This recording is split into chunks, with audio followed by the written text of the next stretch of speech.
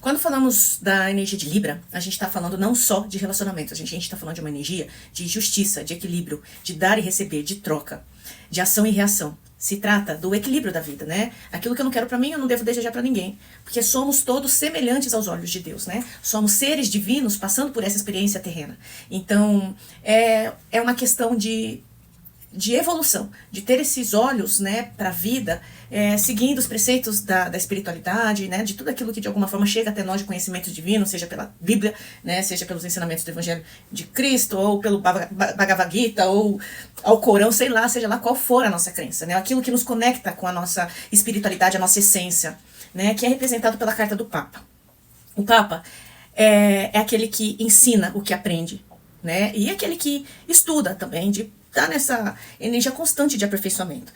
A gente tem, né, essa figura, o Papa como pontífice, né, mas logicamente é uma figura, né, apenas icônica, a gente pode subentender como um pastor, como um padre, como um professor, né, como um guru, como um mestre, né, e se a gente relacionar, né, o signo de Libra com essa pauta de relacionamentos, né, a gente aprende muito com os nossos relacionamentos, é uma questão que eu sempre bato nas teclas, né, o que o outro desperta em você, como você vê o outro, isso diz muito mais sobre você do que o outro, e nenhuma relação acontece na nossa vida, ela surge em nossa vida por um acaso, então certamente, naquele nível de consciência que tínhamos naquele momento, naquele determinado momento, conforme aquilo que a gente vibrava, trouxe aquela pessoa no nosso caminho pra gente aprender com ela.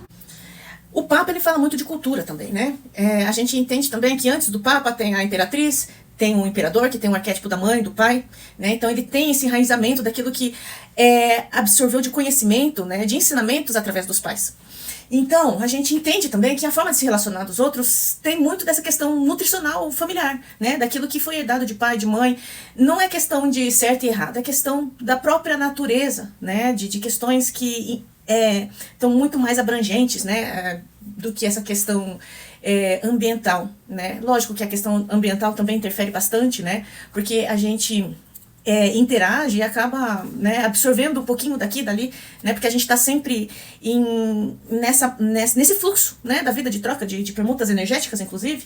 Então aqui a carta do Papa, ela representa muito essa divindade que existe em nós, né, de como a gente exerce a espiritualidade, essa compaixão, essa empatia, né, de saber que a gente está além da matéria, né, e esse olhar para cima. O arcano 5 justamente fala, né, desse religare, que é o contrário do arcano do diabo, né, considerando que o arcano 5, né, o pentagrama voltado para cima, né, que é para Deus. No diabo a gente tem um pentagrama, né, não nessa carta, mas geralmente tem um pentagrama voltado para baixo, né, que é as questões mundanas, as questões do ego, a questão da identificação com a matéria, né, e a negligência com as questões da espiritualidade. Então a gente tem aqui os vícios, né, os aprisionamentos, a manipulação, a mentira, né, o egoísmo ao extremo, que são questões que aprisionam o ser humano, né, que acaba tendo que repetir padrões até aprender.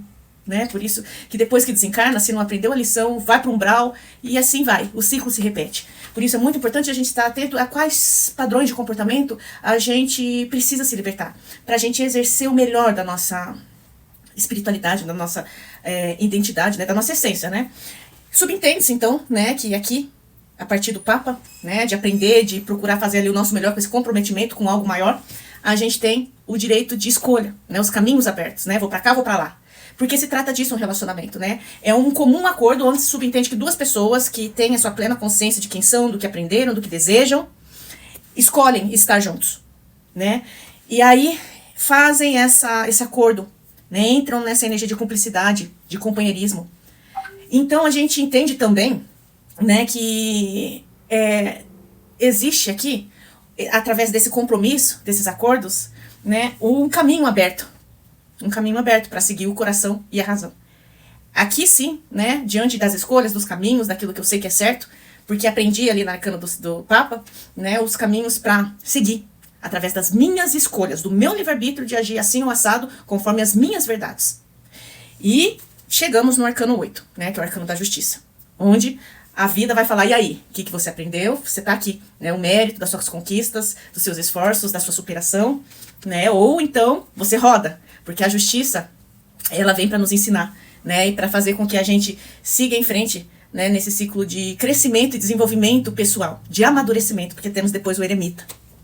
E usando, né, os arcanos aqui para ilustrar, para ficar mais didático, as questões que são interessantes da gente analisar durante esse eclipse solar, porque se trata, né, de um eclipse solar em Libra, que está sendo um momento de culminação do ciclo que iniciou, né, no signo de Áries, e a gente tem um momento bastante importante, né, considerando que a gente está finalizando esse ciclo de eclipses que aconteceu no eixo Libra e Áries, e agora entraremos, né, nesse ciclo de Peixes e Virgem, que são questões relacionadas à espiritualidade, né, aquilo que a gente faz no silêncio, né, da nossa alma, aquilo que a gente faz nos bastidores da vida, aquilo que ninguém vê, né, se você tem essa moral toda, né, para se colocar no mundo e exigir seus direitos e ter essa integridade de reconhecer suas luzes, suas sombras, né, e deixar um pouquinho de lado essa questão do ego, da vaidade. Então, é um momento de lapidação, é um momento de desenvolvimento espiritual, né, onde a gente está apenas começando, né, esse trabalho de depuração.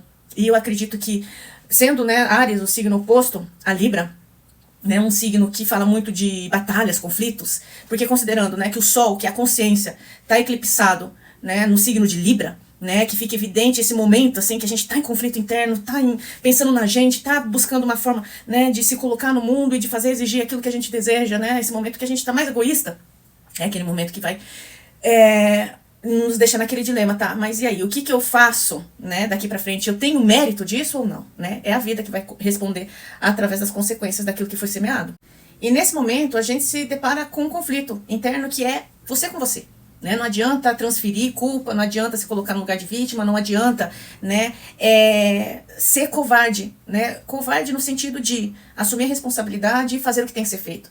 É necessário que a gente entenda o outro como professor no sentido de que eu tenho responsabilidade nisso, né? Porque se o outro age assim é porque eu agi de certa forma assim, né? E tudo é uma questão de espelho, né? Uma questão de ação e reação, mas a gente escolhe também aquilo que a gente tem que manter na nossa vida, aquilo que a gente tem que dar continuidade ou aquilo que a gente tem que deixar para trás e aprender com aquilo que está sendo exposto, né? Então não adianta a gente querer se enganar, não adianta a gente achar que tem alguma vantagem, que leva alguma vantagem na vida, né? Usando de manipulação, de jeitinho, de não sei o que, porque uma hora a casa cai.